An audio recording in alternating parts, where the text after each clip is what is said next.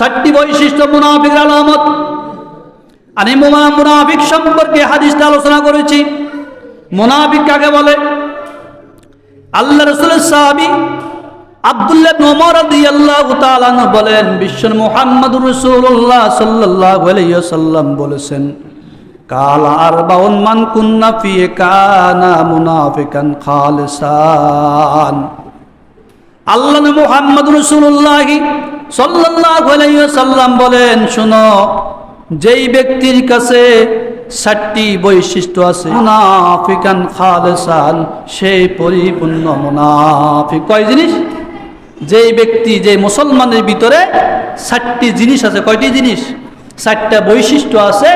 ওই 7টি বৈশিষ্ট্যের কারণে সে কি পাক্কা মুনাফিক। খালিসান, মুনাফিকান খালিসান বলে, খালেস মুনাফিক, সে খাঁটি মুনাফিক। ওই 7টি বস্তু কি? রাসূল মুহাম্মদ সাল্লাল্লাহু আলাইহি ওয়াসাল্লাম স্পষ্ট ভাষায় আল্লাহ হাদিসের মধ্যে বলেছেন।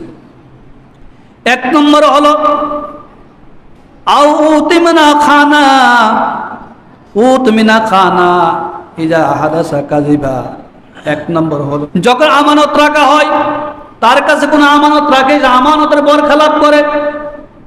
কোন মুসলমান যদি ওই ব্যক্তির কাছে কোনো মুসলমান আমানত রাখে, ওই আমানতের খেয়ানত যে করে, সে মুনাফিক।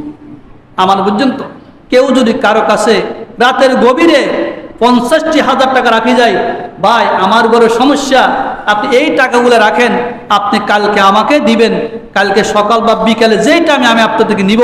এই আমানতের টাকা যদি সেই দিনের বেলা খরচ করে ফেলে, সে ফাইসে তো ফাইসে, এই ব্যক্তি দিয়ে গেছে, আমি একবার খরচ করি, তাকে পরে দিব। কি দিব? পরে দিব। এই কথা মনে করে সে খরচ করে ফেললো। সন্ধ্যাবেলা যাওয়ার পরে ওই আমানত ফানওয়ালা আমানতের জন্য গেছে, সেই কথা, ভাই আমি তো খরচ করে ফেলেছি, পরে দিব। এই আমানতের যে খেয়ানত করলো, আমানতকে রক্ষা করলো না, এই আমানত রক্ষার কারণে সে মুনাফিক হয়ে গেল। নাউযুবিল্লাহ। কি হয়েছে? মুনাফিক। এইভাবে আমাদের দুর্ঘটনা ঘটে না? ঘটে কিনা? অনেক আমরা আমানত লঙ্ঘন করি কিনা? এইভাবে যে কোনো বস্তু আপনাকে রাখছেন একজন ব্যক্তি, আপনার কাছে রাখার পর যদি আপনি তাকে এই বস্তুটা যদি সঠিকভাবে পৌঁছে দিতে পারেন, তার আমানতটাকে ফিরে দিতে পারেন, তাহলে আপনি আমানত রক্ষা করলেন। আমার রক্ষার কারণ কি? আপনি জান্নাতে যাবেন। 2 নম্বর ইজা হাদাসা কাযিবা, যে ব্যক্তি কথা বলে, মিথ্যা বলে। কি বলে? সে যখন কথা বলে, সে কি বলে? মিথ্যা বলে। কি বলে? মিথ্যা। কথায় কথায় মিথ্যা, সত্য কথা বলে না। কি বলে না? সত্য কথা বলে না, কথায় কথায় মিথ্যা বলে। এই মিথ্যা কথা মহাপাপ, যা আমানতকে খেয়ানত করা। কি করা? আমানত খেয়ানত করা। বিশ্বনবী বলেন, ইজা আখাদা গাদারা, যে ওয়াদা করে, ওয়াদা বরখেলাপ করে। কি করে? 3 নম্বর ওয়াদা বরখেলাপ করে। আপনি একজন মানুষ ওয়াদা করেছেন কোনো ভালো কাজের জন্য বা কোনো কিছু বস্তু দেওয়ার জন্য, কিন্তু ওয়াদা অনুযায়ী আপনি দেন নাই তাকে, সে আপনাকে পাই নাই। এই ওয়াদা বের করার কারণে আপনি মুনাফিক হয়ে গেলে। তাহলে ওয়াদা করি, ওয়াদা বরখেলাপ করা, সেটা কি মুনাফিকের লক্ষণ। কথা চুক্তি করে বিশ্বাসঘাত করা। কি করা? সেই চুক্তি করে বিশ্বাসঘাত করা। এই বিশ্বাসঘাত করা কি মুনাফিক লক্ষণ। ফাইজা আহাদা গাদারা, যখন সে চুক্তি করে এবং চুক্তি কি করে? ভঙ্গ করে। এই চুক্তি ভঙ্গ করা কি মুনাফিকের লক্ষণ। আমরা চুক্তি ভঙ্গ করি না? অনেক এমন চুক্তি ভঙ্গ করি, কিন্তু রাষ্ট্রের একজন প্রধান বিচারক, হাকিম, তার কাছে তার রাষ্ট্র আমানত কিনা? বিচারকের কাছে একজন অসহায় মানুষের বিচার করা আমানত। সেই যে সঠিকভাবে যদি তার বিচার ফয়সালা না করেন, সে আমানতের খেয়ানত করলো। কি করলো? আমানতের খেয়ানত করলো। আমানত সে রক্ষা করতে পারলো না।